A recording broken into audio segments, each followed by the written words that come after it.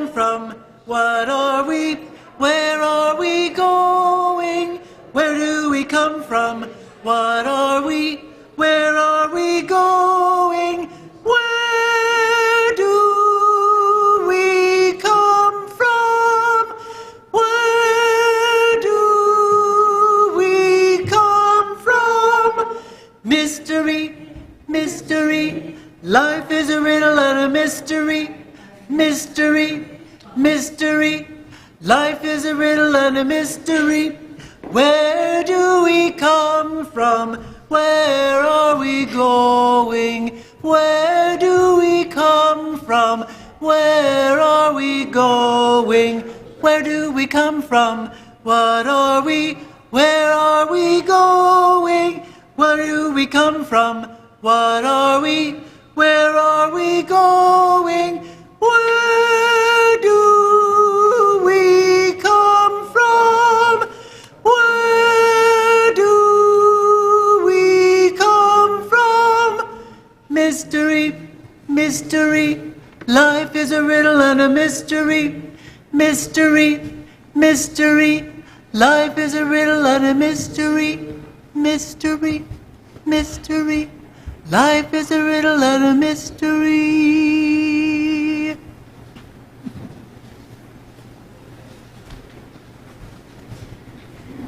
Good morning. Good to see everyone.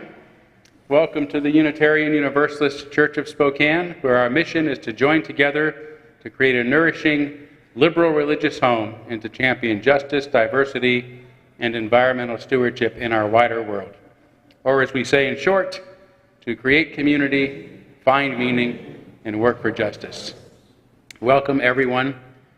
Great to have you here in person or streaming with us this morning. We begin as always by welcoming all that you bring with us, with you I should say, all of your unique beliefs, your background, your lifestyle, your experiences, your differences, all that helps make you who you are is welcome here today. So thanks to everyone for being here. A couple of announcements before you take a few moments to greet one another. First, a reminder, and we'll promote this a bit more during the week as well through our publications and online. But next Friday night, that's the 22nd, is that right? 20th? Yes, thank you. Next Friday the 20th, we're going to have a showing of the documentary Remembering Ranger, NASA's first moonshot, featuring our own spaceman, Don Willingham, who was one of the engineers on that program back in the early 60s, one of NASA's first real projects, Project Ranger. So it was a documentary that he and I worked on for probably about a year and a half before we finally got it finished, and includes one of Don's colleagues who was his 21-year-old intern back in those days, and now a professor emeritus at Stanford, Tom Reinsfeld. But anyway, it's some beautiful imagery. We actually have some original footage from the Ranger space program that was in it, so I think you'll find it very informative. It's about a half hour, and we're going to include a reception period, a question and answer period, and then a time for just an open reception afterwards. So I hope that you'll put that on your calendar. And 6 o'clock. 6 o'clock, yes. And then also next Saturday at 2, longtime church member Lee Smith's memorial service will be happening here in the sanctuary. So I wanted to give you notice of that as well. So yeah, I'll say a bit more later, but let's go ahead and take a few moments now to greet one another. And as always, I hope you'll make some new friends today, if there are any new friends. Maybe this crowd knows everybody in the room today. But do take a few moments to say hello. If you're streaming, feel free to text us and let us know how you're doing. So how are you doing today? Good. How are you doing today? Fine, thank you. Yes. I was harping here and I couldn't remember if I turned off the coffee. Priorities. Yeah. Well, I was on my way up. I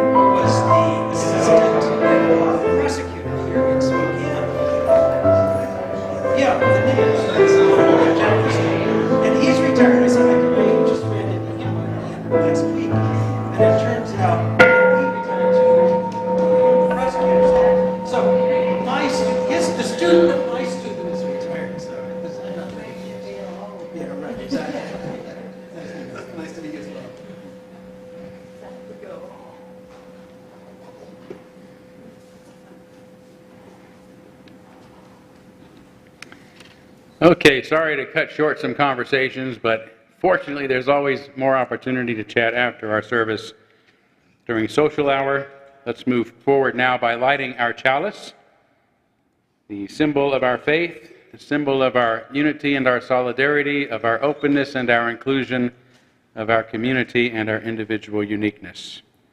May this small flame be our offering of warmth to those who are cold and alone, and a light to those in darkness. May it be a flame that ignites justice in our world and a beacon of hope to those in need, and may it reflect at least a spark of truth wherever truth has been lost, and cast a healthy shadow of doubt wherever it's been found.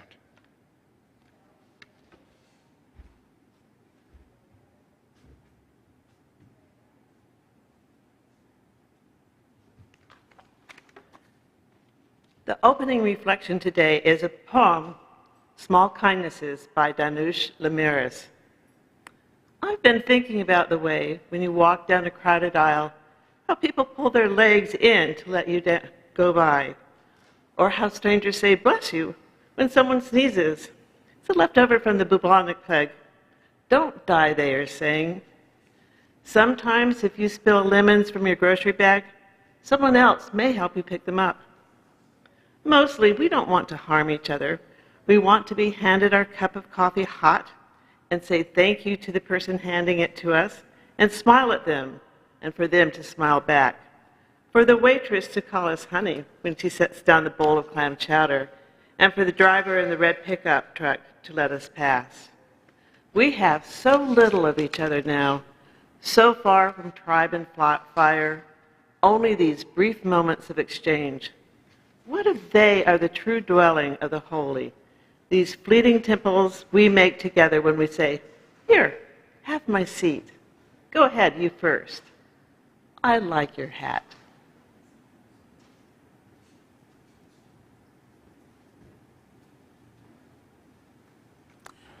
Please rise as you're willing and able to sing the first in-service hymn this morning.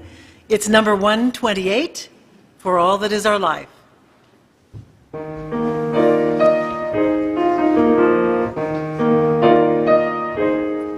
For all that is our life, we sing our thanks and praise. For all life is a gift, which we are called to use to build the common good and make our own days glad.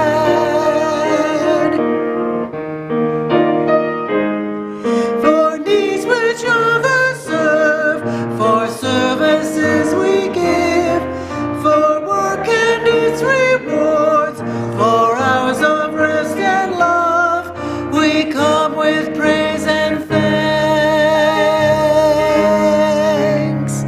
For all that is our life,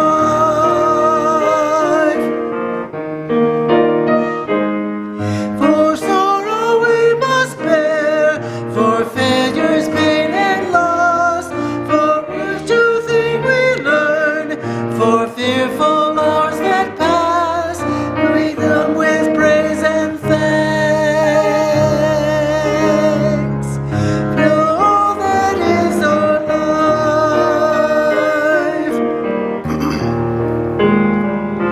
for all that is our life, we sing our thanks and praise. For all life is a gift, which we are called to use to build the common good and make our own days glad.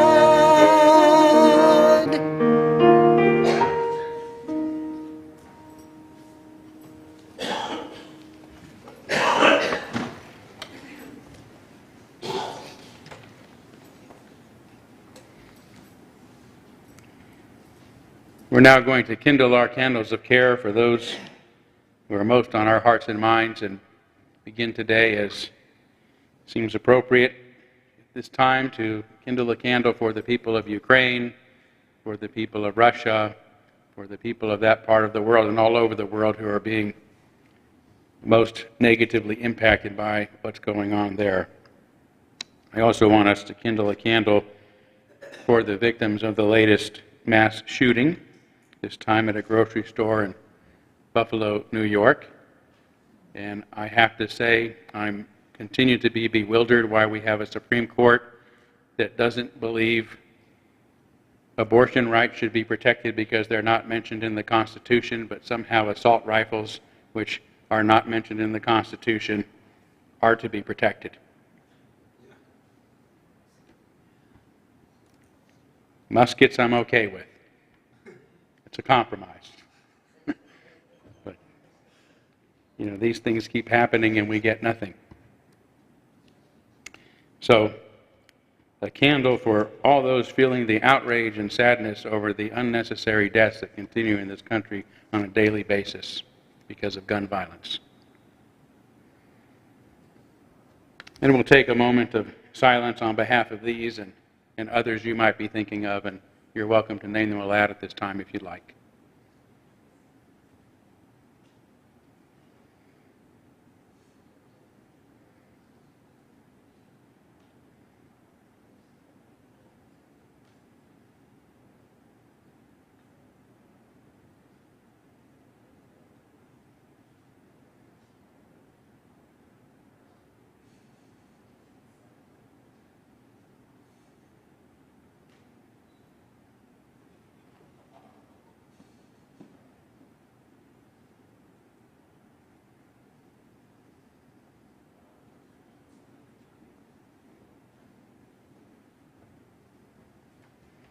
Those named aloud and those embraced in our silence and all those who are suffering in our world at this hour, we hold in our community with compassion.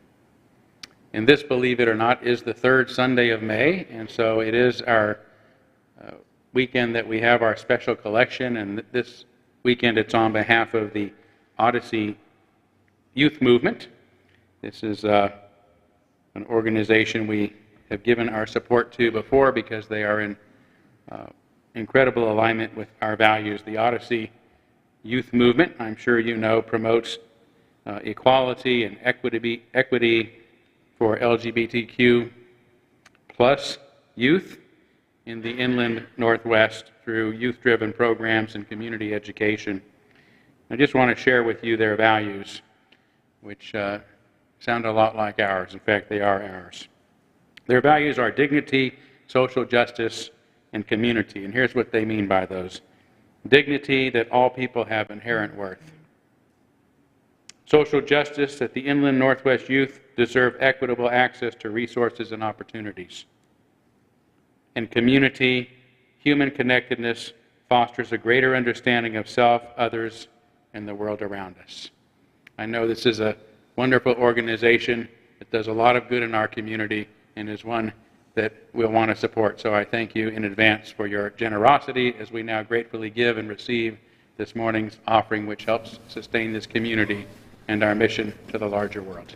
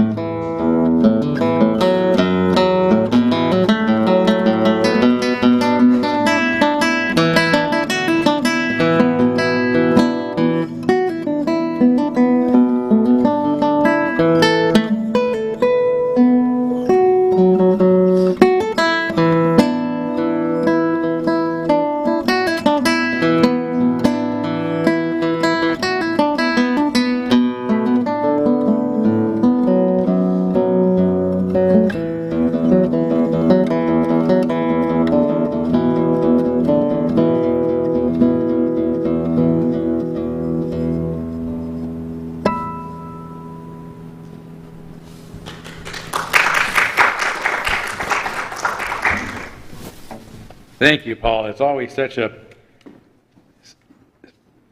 gift to have Professor Paul Grove join us and provide our special music. Thank you so much. Calling it a real treat seems like an understatement. So,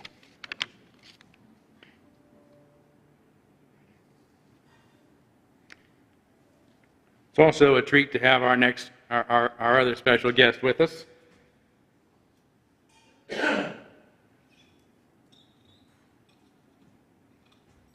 Oh, a blast from the past here. This is my good friend, Charlie McCarthy. Charlie, it's good to see you. Well, it's good to see you too. Good to sit it early for a performance, isn't it? Well, we're not actually having a performance. Say, what venue is this anyway? Well, this is not a venue, Charlie. It's not a performance. This is the Unitarian Universalist Church of Spokane, and you're not here to perform. Well, that's good, because we haven't rehearsed anything. No, we haven't. I don't ever know what words might come out of your mouth. No, you don't. But that's okay, Charlie. You don't have to worry about it, because here at the Unitarian Universalist Church, people are free to express themselves unrehearsed. No matter how much we disagree, we still like each other. At least that's what we're supposed to do, right? Well, this could be fun. Yes. Say, any chance W.C. Fields is here so I can make fun of his big red nose? No. W.C. Fields, who's one of his old rivals, is not here. And even if he was, we don't make fun of people, Charlie, by asking if they're eating a tomato. Well, you said it, not me. No, but I've heard you say it lots of times. And anyway, we try not to hurt people's feelings or make them feel mad. Well, what good is saying whatever you want then? Well, we don't mind a good laugh now and then, Charlie, but we like to think about and discuss serious matters here. So, such as? Well, I mean, sometimes we try to discuss the meaning of life. Oh, what is it? Well, we don't know. We're trying to figure it out. We probably never will know, Charlie. Well, what's the fun of asking a question you can't answer? Well, people, we like to be challenged by our questions, and we might have the chance of maybe learning new things, even if we don't get all the answers. Oh, this is the strangest church I've ever been in. Well, you don't say. I do say. I thought churches were where people go to find the answers. Well, that may be true of most, but Unitarians prefer to question our answers than to have our questions answered. Oh, it really is too early for this. You're giving me a headache. Well, I'm sorry, Charlie. I know you prefer to be out fishing somewhere without a care in the world or a thought on your mind. Now, that's an idea I don't disagree with. Well, right now we are fishing for wisdom. Well, what kind of fish is that? Well, that's not a fish, Charlie. Wisdom is not a fish at all. Funny, because you're starting to sound like a big-mouth bass. A big-mouth bass. Is that what you tried to say? Yeah. Yes.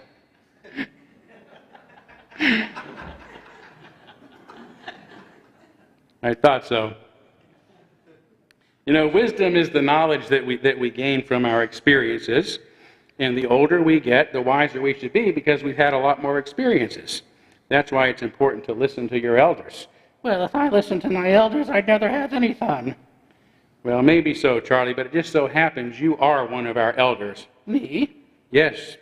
Even though you were made to always look young, you're the oldest person in the room. I am. Yes, you were born, figuratively speaking, in 1919, which makes you 103 years old. Oh, no wonder my DAC is killing me. It's like someone has their fist around my spine. Yeah, well, I'll ease up a little. But listen, Charlie, before you go, would you like to share some of your wisdom with us? My wisdom?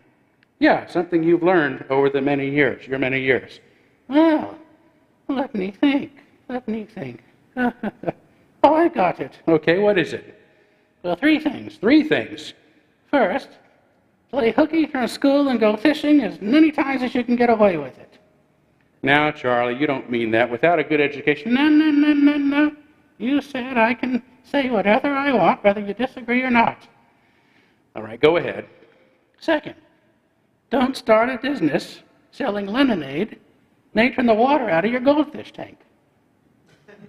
Okay, that's probably not a problem for most of us, but thank you. And most importantly of all, Yes?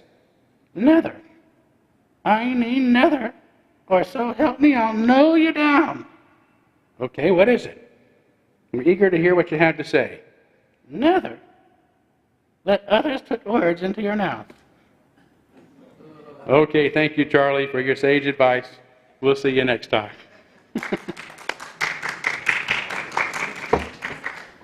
I'm going to sneak in here because a little bird told me somebody in this room had a birthday on May 4th. Ah, And I would think it would be good to sing to him a little bit. So, key of F. Here we go. Happy birthday to you. Happy birthday to you. Happy birthday, dear Todd. Happy birthday to you. thank you. Thank you.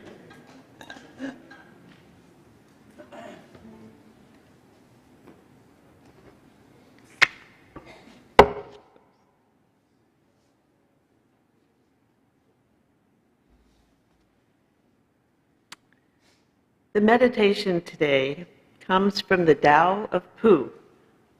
Author Benjamin Huff writes, in the story of the ugly duckling, when did the ugly duckling stop feeling ugly?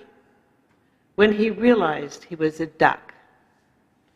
Each of us has something special, a swan of some sort, hidden inside somewhere. Until we recognize it's there, what can we do but splash around, treading water? Along the way to usefulness and happiness, many of the things we need to change will change themselves, and the others can be worked on as we go.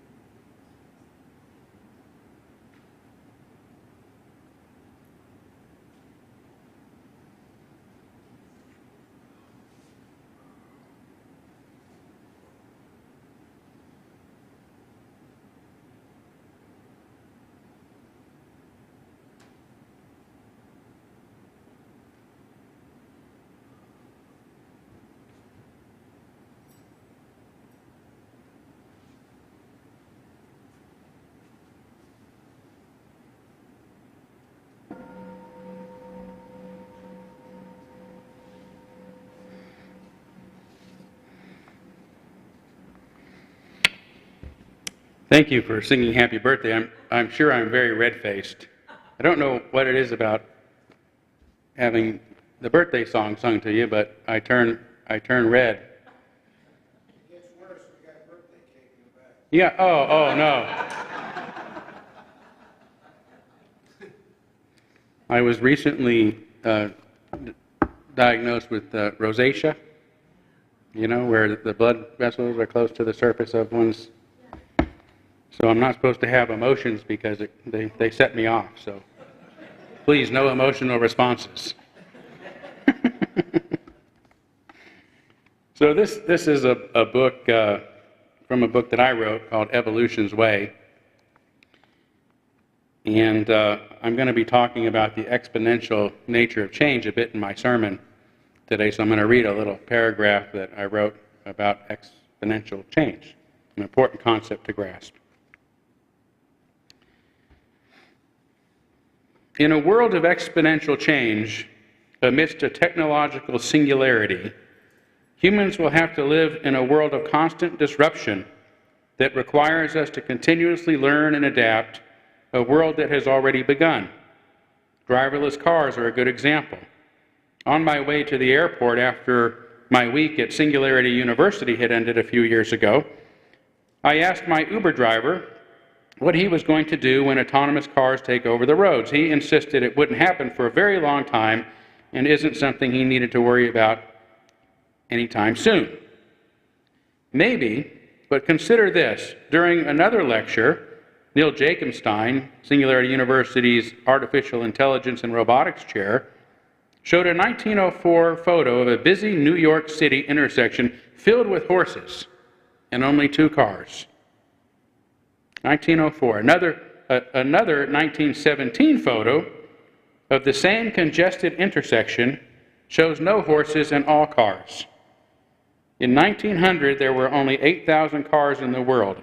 Just 20 years later, there were 8 million. And that was at a time technology was creeping along compared to the present.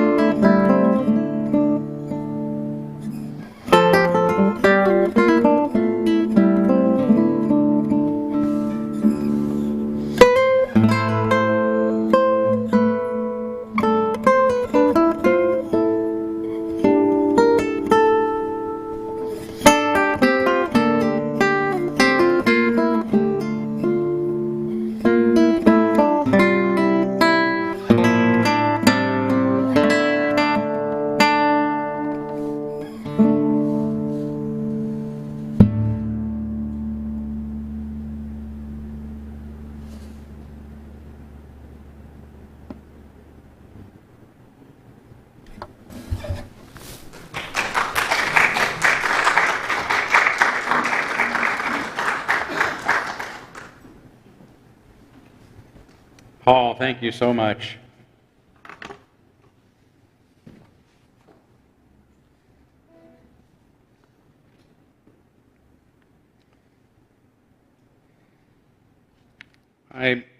Most in our society, I'm guessing most, if not all of you in the room, have heard of the Rapture. Although it is part of modern Christian mythology, it has also entered into pop culture through several successful films and books. In 1970, fundamentalist Christian Hal Lindsey published his best-selling book about the end times, The Late Great Planet Earth. In it, Lindsey interprets the bewildering imagery in the New Testament's book of Revelation in light of current events to mean that we are now in the end of days. Late Great sold over 35 million copies in its first 2 years and was translated into more than 50 languages. In 1978, the book was turned into what at the time became the most successful Hollywood documentary in history, narrated by Orson Welles. Its success created a cultural genre leading to other successful films like The Omen in 1976, which was followed by 2 sequels and remade in 2006, along with The Seventh Sign in 1988, Arnold Schwarzenegger's The End of Days in 1999, and many other lesser-known productions about the end times or the birth of the Antichrist. A 2006 PBS Frontline story claimed that Lindsey had started what it called America's doom industry. And what a lucrative industry it has become. Between 1995 and 2007, Christian authors Tim LaHaye and Jerry Jenkins published 16 best-selling novels in their Left Behind fiction series about the final years of the biblical apocalypse after millions of Christians have suddenly vanished from the planet. Several of these books have made it to the actual #1 spot on the New York Times bestsellers list.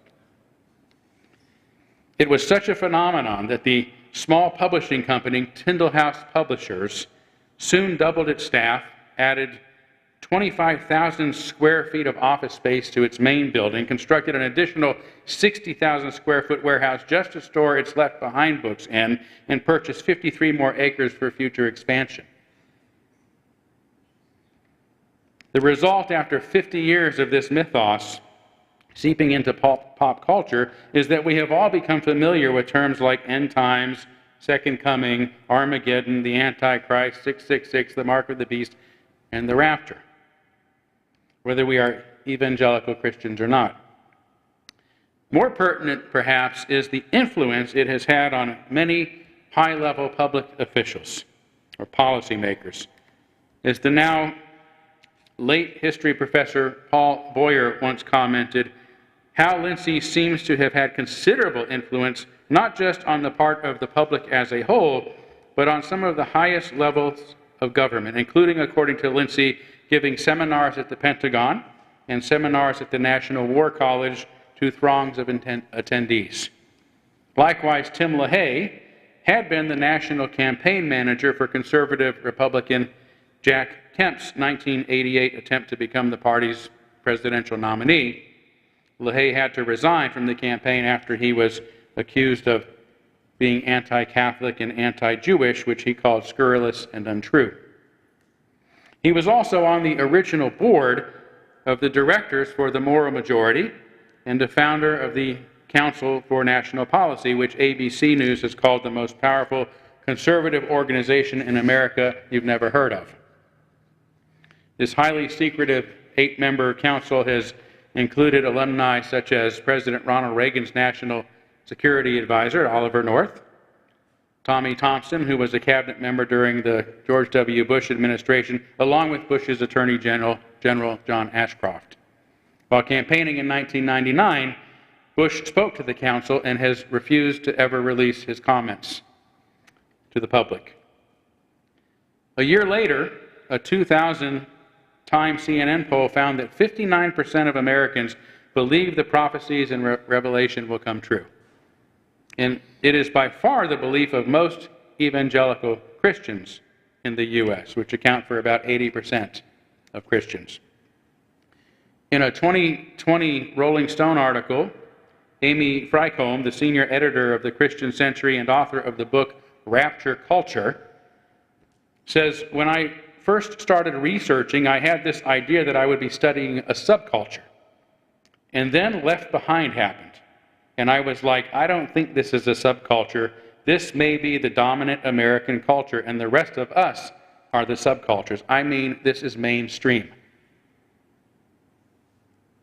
Although the number may be decreasing, along with church membership in the U.S., which is now down below 50% for the first time in modern history, there are still a lot of people in the country and around the world who take the ideas of Hal Lindsey and Tim LaHaye seriously, including the belief in the rapture, that Jesus will return to earth and snatch up all of his followers in an instant, in the twinkling of an eye, leaving the rest of us to wish that we had listened when we were warned what was to happen.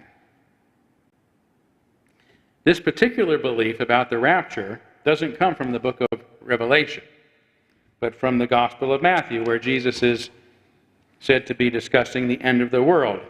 This is how it will be at the coming of the Son of Man, he says. 2 men will be in the field, one will be taken and the other left behind.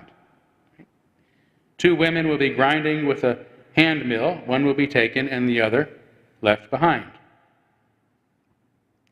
Matthew contains another verse that is also included in the Gospels of Mark and Luke. Truly I say to you, there are some of those who are standing here who will not taste death until they see the Son of Man coming in his kingdom. Even the Apostle Paul, whom many consider the true founder of Christianity, was so convinced of the impending return of Christ that he advised Christians not to even bother to get married, because he said the time is short, for the world in its present form is passing away. Yet both Jesus and Paul got it wrong. The rapture, as it is now called, did not happen when they said it would, and it has not happened in 2,000 years, because it's not going to happen and it can't happen. Yet to this day, many still believe that it will and that it can. And there have been many times throughout history that religious leaders have convinced lots of others of its exact time, only to themselves be disappointed. Since the 6th century, there have been more than 50 precise predictions of the exact year, sometimes to the day, when the second coming would occur. Dozens of times since the Enlightenment period alone, and there are currently several predictions as to when Jesus will pop in again in the next few years. Believing a biblical generation to be 40 years, Hal Lindsey himself calculated that it would happen in 1988. More recently, World Bible Society President F. Kenton Scott Bashore has argued that Lindsey got it wrong because a biblical generation is between 70 and 80 years, not 40, putting the apocalypse sometime between 2018 and 2028, and certain the rapture itself would occur by 2021. He's running late as usual. All of this goes back to what I talked about a little bit last week about turning our ideas into idols, right? Making them concrete.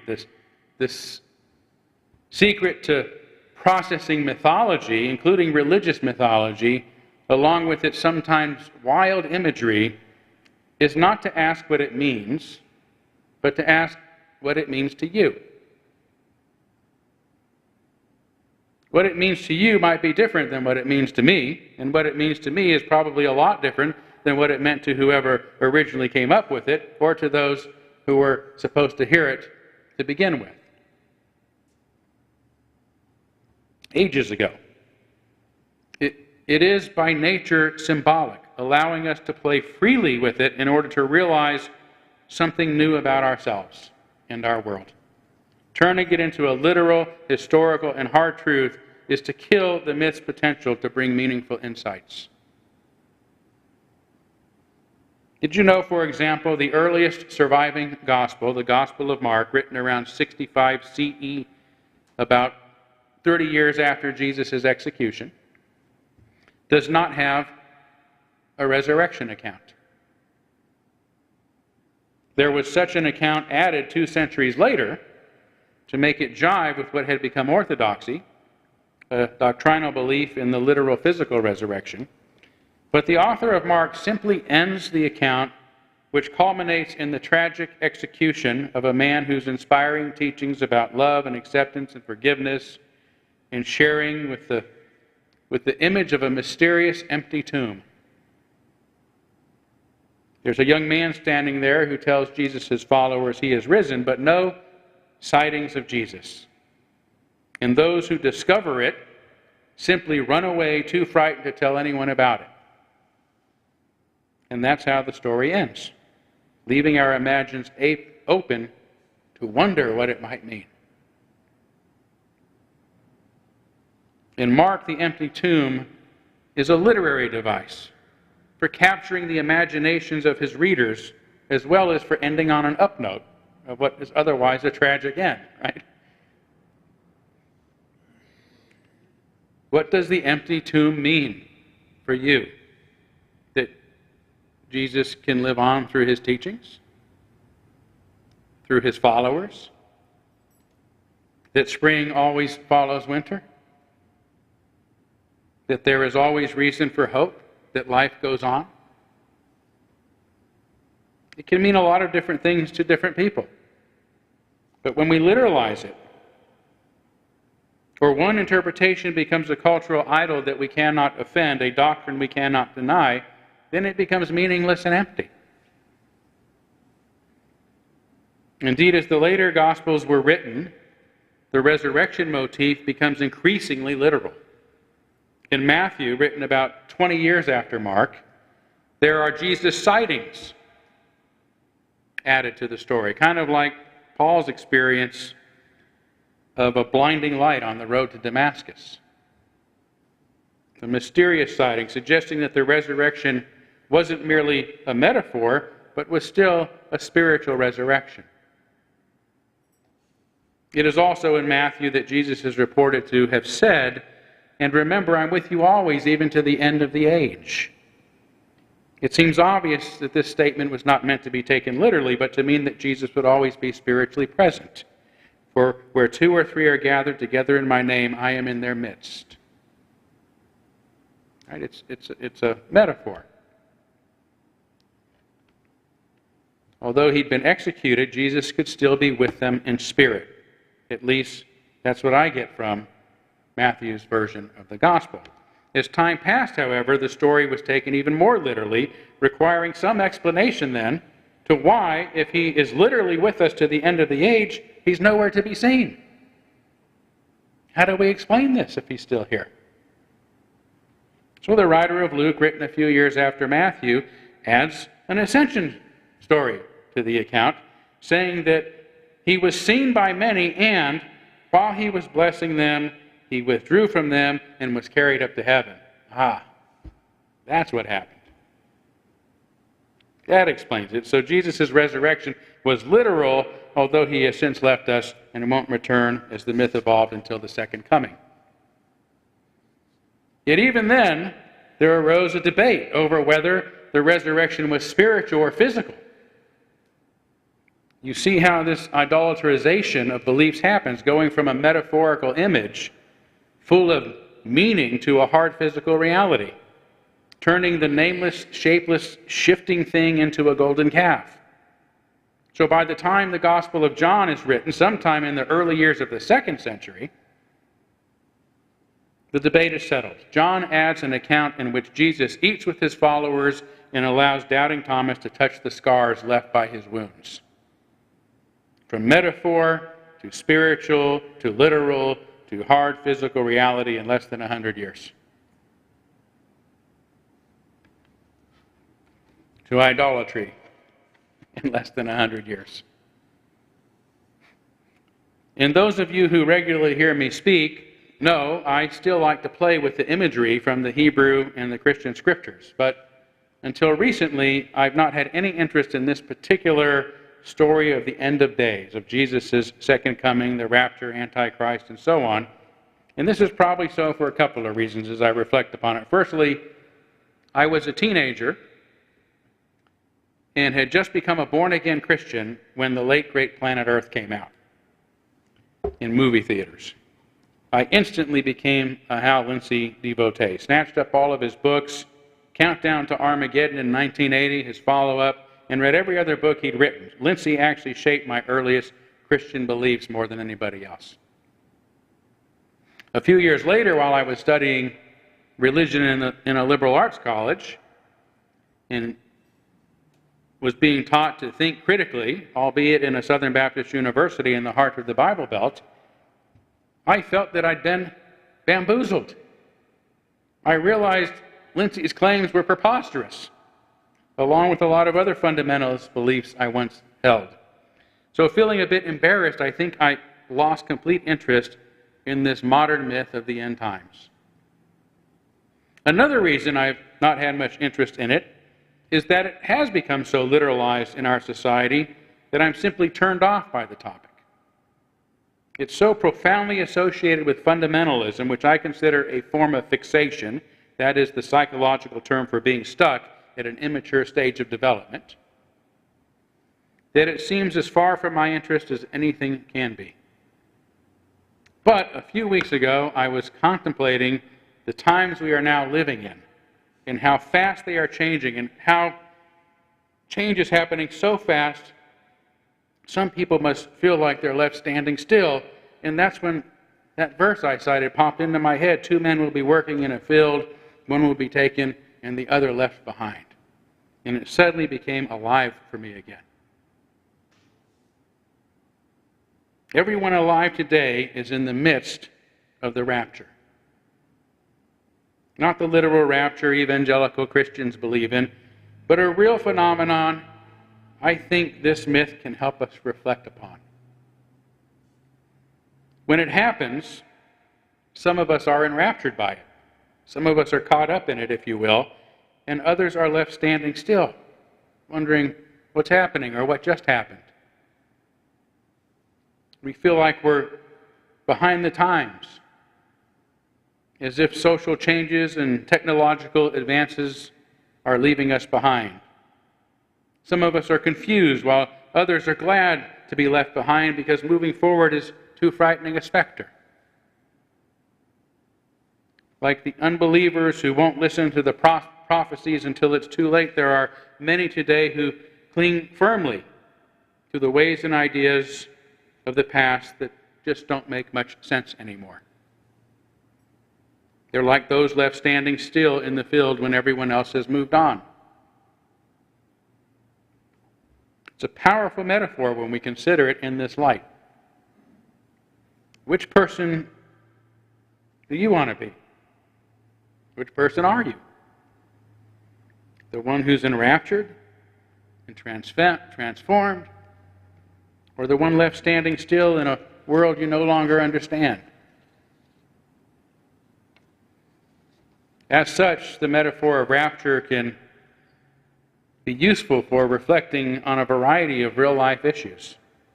But the one I'm reflecting on is the coming singularity, that moment in time when exponential evolution is happening so quickly, it's happening all at once instead of progressing through linear time.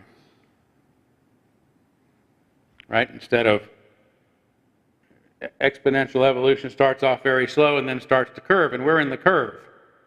But eventually there'll be no curve, it's just going to be vertical. And that's going to happen faster, much faster, as we get closer to it.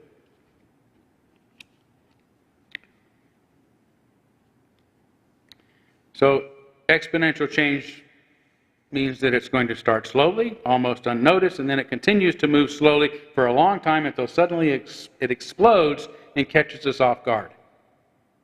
And things are radically changed.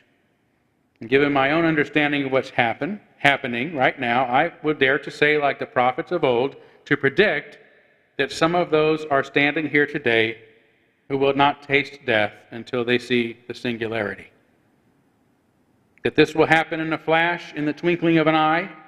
The time is short, for this world in its present form is passing away. It is the exponential nature of evolution that causes us to get caught off guard. But because technology has the ability to evolve so much faster than our biology, we are witnessing this exponential reality pass right before our eyes. Futurist Ray Kurzweil, author of the best-selling book, The Singularity is Near, based upon his discovery of what he calls the law of accelerating returns, distinguishes between intuitive linear and historical exponential views of technological evolution, looking at it from our perspective or looking at it from the perspective of history. So it means that if we look at things from our own linear perspective, we can't imagine the AI of today, for example, matching human intelligence for hundreds of years. But if we look at it from the perspective of historical exponentials, which can be calculated to the decade, if not to the year, AI will achieve human-level intelligence in the early years of the next decade, and probably exceed those by 2040. Exponential growth is a future of exponential process, Kurzweil says, of which technology is a primary example. Another way to understand exponentials is to consider the parable of the man who asked his kingdom to pay him by putting a grain of rice on the first square of a chessboard, then doubling the number of grains each square thereafter. From a linear perspective, this sounds like a real bargain. Who would work for such little reward? But the law of accelerating returns, right, the exponential historical perspective, recognizes that 2 to the 64th power adds up to 18 quintillion, 446 quadrillion, 744 trillion, 73 billion, 709 million, 551,615 grains of rice. Okay? That's more rice than there would be stars in 180,000 Milky Ways.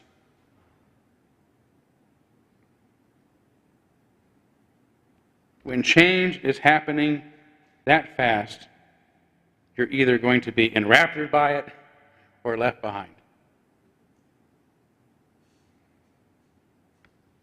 And I've often spoken of how our world has been exponentially moving toward a single global community throughout history, throughout human history. We've been moving towards oneness. In truth, I believe it already has gotten there. But most of us don't understand this yet because we've been left standing in the field. We're still standing in the field, behind the times, thinking about ourselves in old ways that don't work anymore, which explains the rise of dictators and nationalists, Brexit, border walls, identity ethics, tribalism, and even Putin's current attempt to make Russia great again. All pointless efforts to turn back the clock. But today, in reality, we are already one global community. We're already a global community, and I can prove it empirically with evidence. Evidence of a global banking system, global communications, global corporations, a global economy, global education, global employment, global environmental issues, global laws, global pandemics, global science, a global space program, a global supply chain with increasing global democracy, global human rights, global prosperity, and global camaraderie still emerging. And just wait till those four burst on the scene. I imagine most everyone in the room today, virtually or in person, has a smartphone with them. Please put it on silence. Just as most people in the world do. Over 83% of the global population. That's one more thing that makes us a global community, a new kind of world. that most of us have the ability to communicate with each other no matter where we're from. During this decade, we will get close to colonizing Mars and becoming an interplanetary species, to adopting autonomous green vehicles as our primary source of transportation, moving to vertical farming instead of using 40% of our usable land for growing food, having AI technology that can actually converse with us, and smart robots small enough to go into our bodies and remove cancer cells. Reverse aging, green energy will become dominant, and we will bring digital technology into the real world through 3D printing and manufacturing of everything from clothes to houses and automobiles to the food we eat. Some of this may sound frightening, but again, most of us have smartphones, which were unheard of not too long ago. In fact, 2 years ago, a smartphone would have cost you twice as much and been half as powerful as today's. Today, a $200 smartphone represents what was $1 trillion worth of computational and communications technology in 1965, the year after I was born. But it was only $1 billion worth in 1980, and just 15 years later than that, I should say, and today, the most powerful computational and communications tool in human history costs just a few dollars and is in the hands of almost everybody on the planet. That's exponential growth. So it may not be the second coming of Christ, and it isn't the apocalypse, even if some might think it is. But it is a type of rapture, a flash, a twinkling of the eye moment in history, and it is happening right now. At least that's what this mythology means to me at this moment in my life. It can mean something else to you. You're free to play with the imagery so long as you don't take it literally. Maybe being left behind reminds you of a time you felt abandoned by others, or completely alone in the world, or as if there's nobody left to turn to. Maybe it reminds you of what it feels like to be afraid of major changes, the fear of letting go, of taking a chance to do something better in your life. There are many kinds of rapture moments, and it's always important to consider which character we're going to be in the story.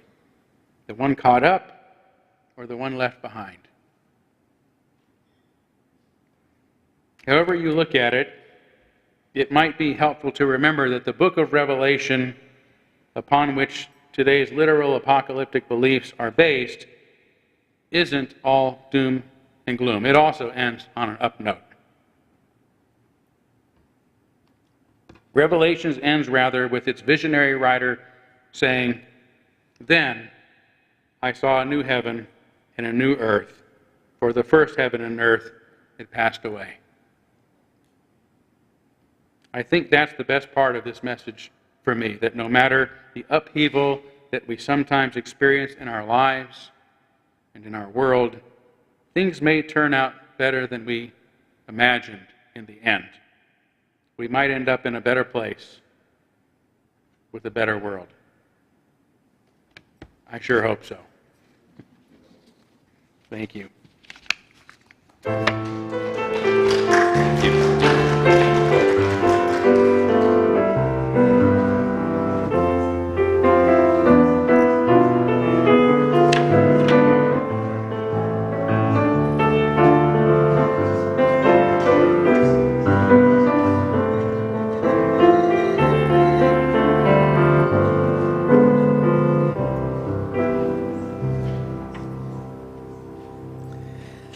Well, I'm going back into the past to talk about the same thing. We're going to sing about it. Bob Dylan's "The Times They Are A-Changin'." So please stand.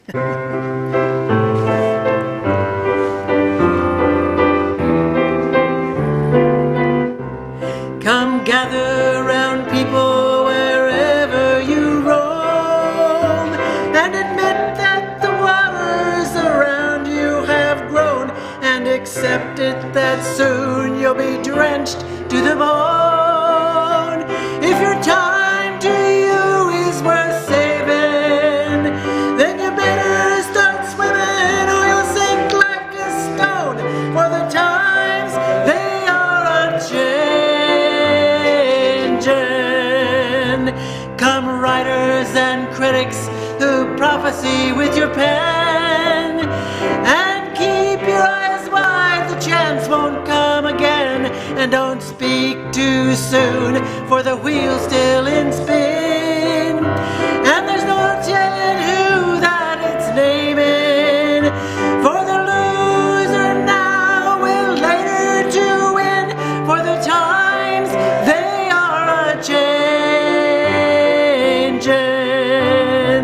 Come senators, congressmen, please heed the call. Don't stand in the doorway, don't block up the hall, for he that gets hurt will be he who has stalled. There's a battle outside and it's raging. It'll soon shake your windows and rattle your walls, for the times, they are a-changin'. Come mothers and fathers throughout all the land, and don't criticize what you can't understand. Your sons and your daughters are beyond your command. Your old road is rapidly aging. Please get out of the new one if you can't lend a hand, for the times, they are a-changin'. The line it is drawn, the curse it is cast. The sure slow one now will later be fast, as the present now will later be past. The order is rapidly chafing. The first one now will later be last, for the times, they are a-changin'.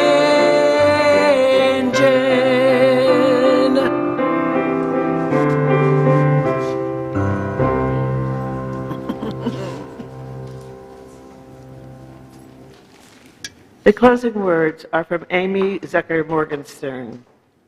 In every person we meet, especially those who cause us discomfort, we find an opportunity to grow and to learn, to go further along the path of transformation. Every single one is our teacher. May the next week bring you many such meetings to help you become the person you want to be. Welcome them with joy. Amen, blessed be, salam alaikum, and shalom.